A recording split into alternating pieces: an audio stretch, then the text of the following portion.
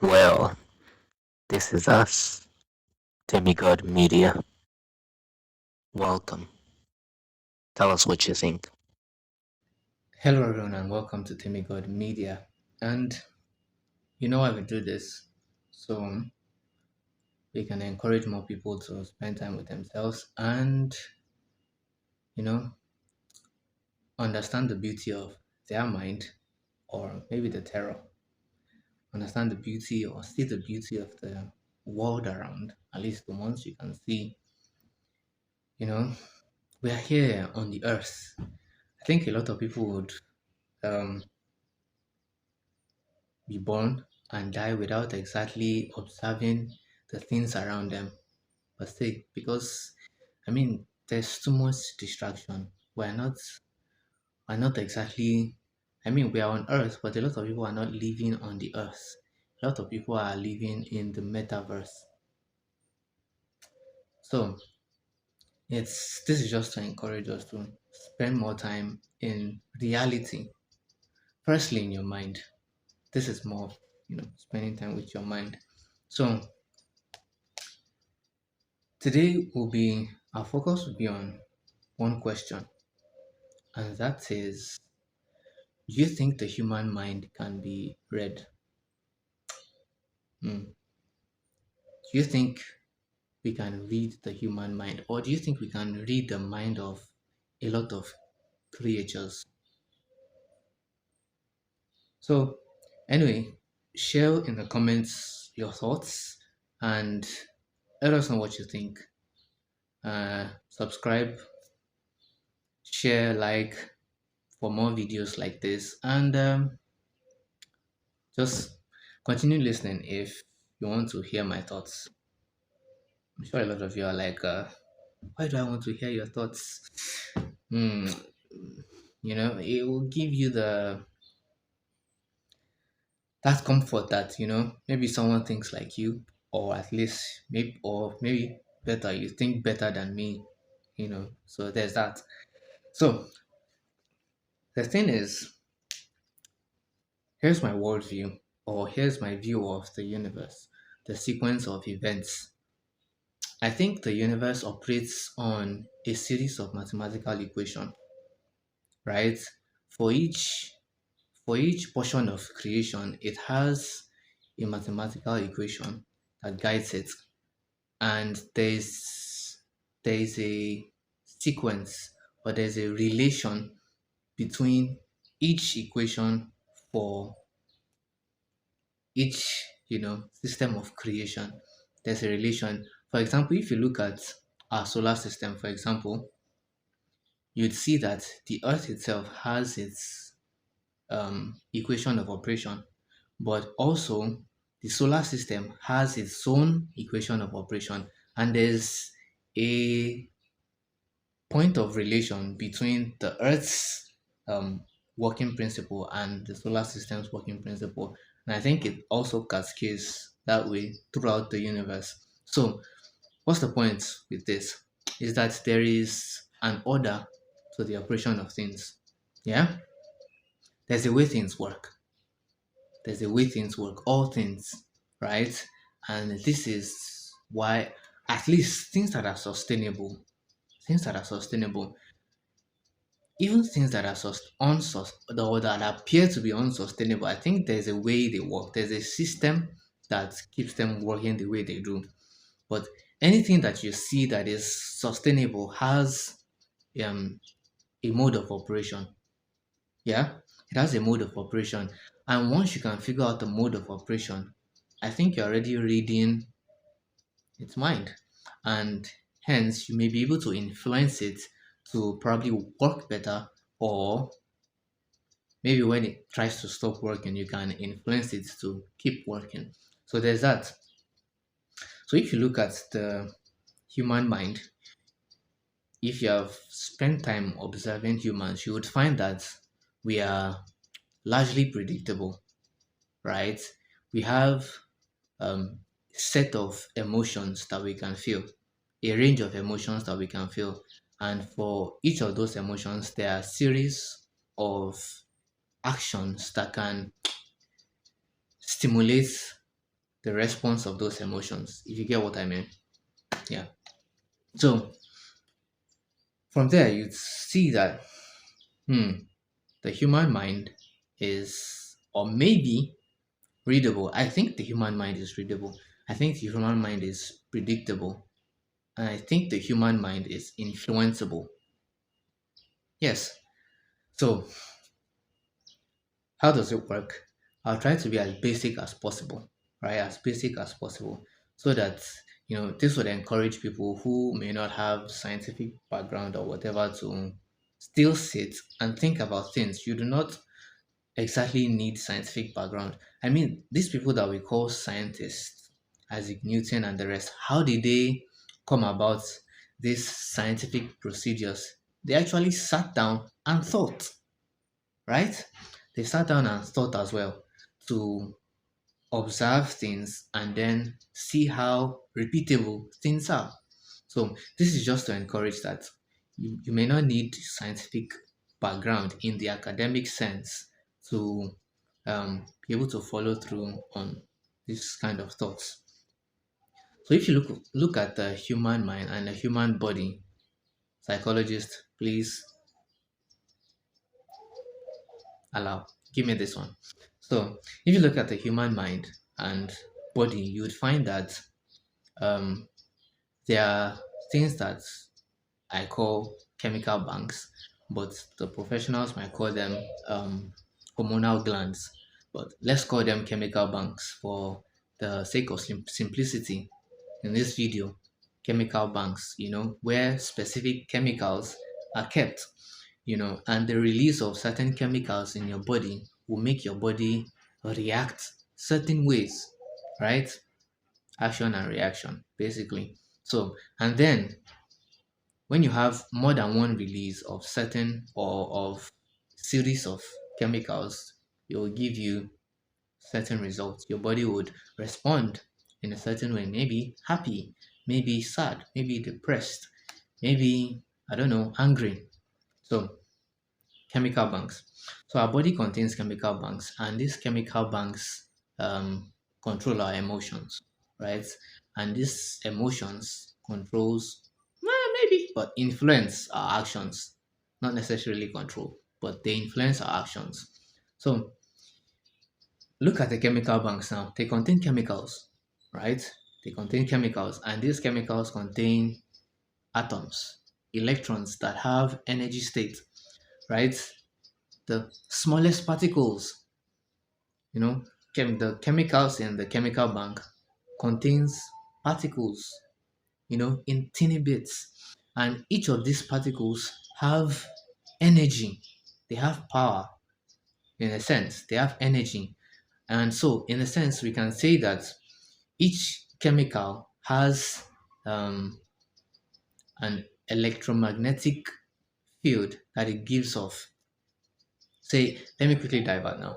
If you look at electricity, right?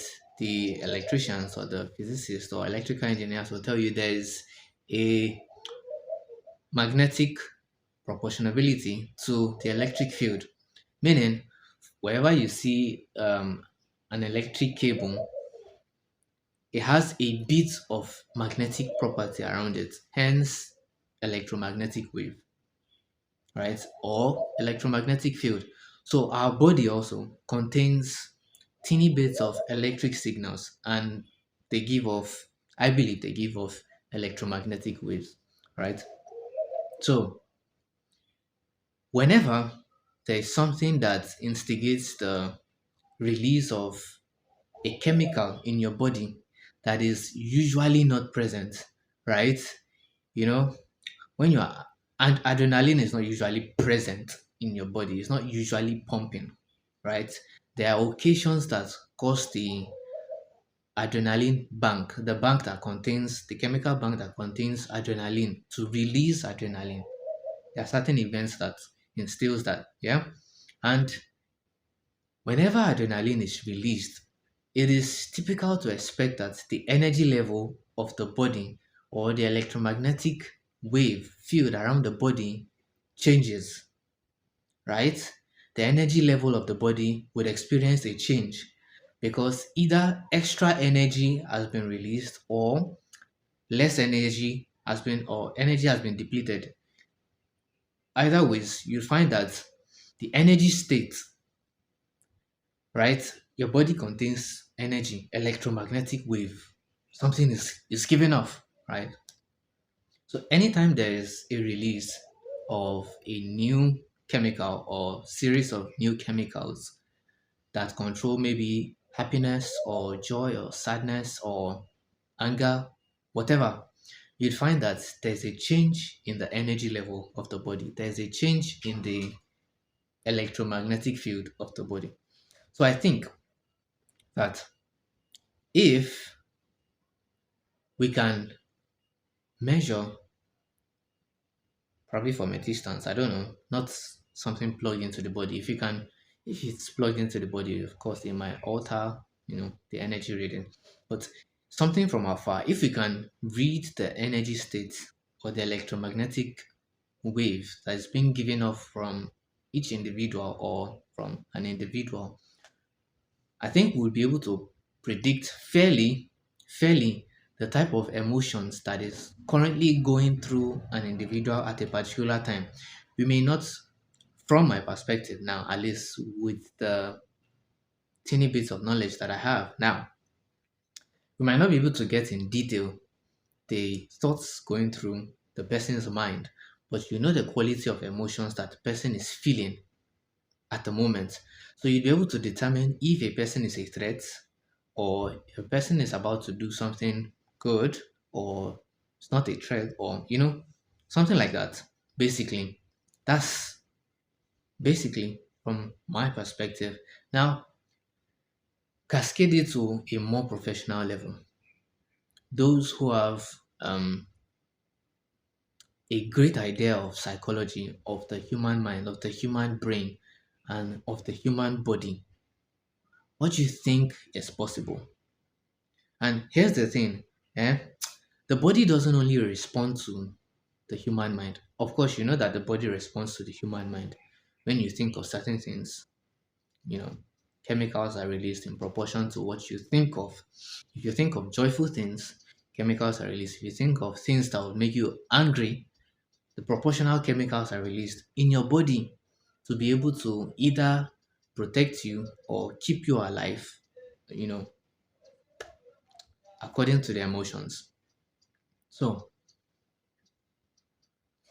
I think I lost my chain of thought, but anyway, I was saying that there are other things that influence the human mind or that influence the release of chemicals in the body aside the human mind. There are external factors that can cause that. Say sound, for example. If you hear a sudden loud sound, of course your body would respond in a jerky way because at that moment the body will try to release maybe adrenaline and some other things that should keep you safe from whatever harm that sharp, sudden, and loud sound might be posing to you, right? That's what it's for, to keep you at alert and to probably keep the body safe. Basically, it's all to keep the body safe. So, if you look at what we see as well, what we see now, aside sound, now, if we go into what enters the eyes, the things that we see, you'd find that, say, if I see a lion here now, for example, I know it's not possible. Lions are not native to Africa, but let's say I see a lion here now, right?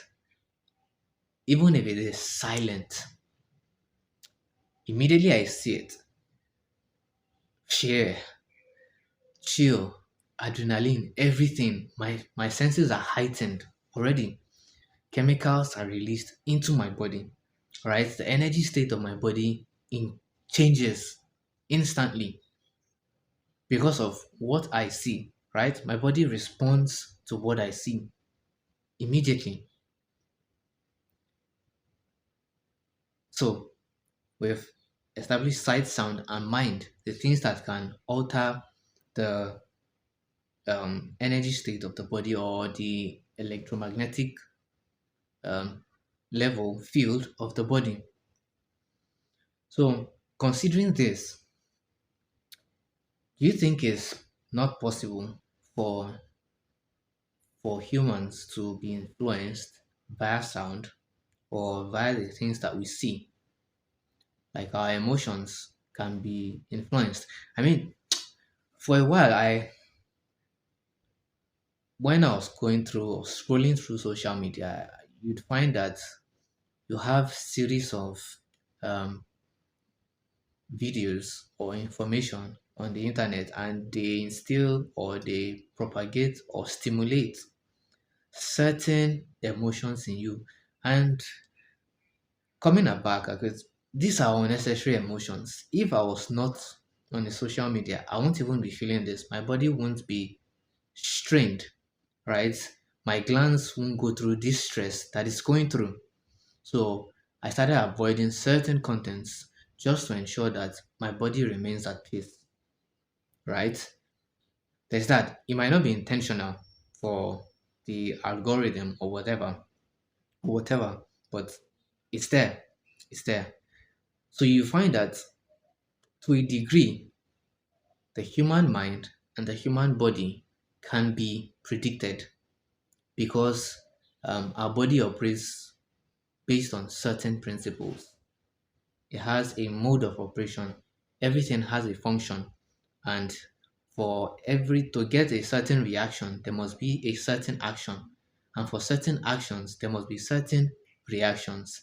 This creates a system of predictability around the body and the mind. I mean, it's quite basic, but a lot of people haven't sat down to think about it. So, hence, influence, influence to make the world a better place, say, or to make the world a terrible place. And it's there. There's that. You'd find that some people have this information actually way better than I'm figuring it out now. Way better, way more detailed. So it begs the question, are we free? I mean, I think I'm going by the way now. Are we actually free? Or every part of us controlled by some people with more information than we have? But in summary, you'd find that the human mind and body can be controlled. Yeah? What we see can influence what we think, and what we think can influence how our body reacts. Basically, because we have to process every information that we get from the outside world, and hence our body reacting to our mind. So, once people influence the external, or once the external is influenced, you'll find that the internal is also influenced, or it is given a state. Before I round this off, if you want a particular state of mind, right, just try to figure out what is needed for that state of mind, and then influence your immediate environment to give you that particular thing. So basically, I think that should be all for this video. That should be all for this video. Subscribe for more videos like this if you enjoyed it, and I shall see you on the next episode. So, cheers, guys.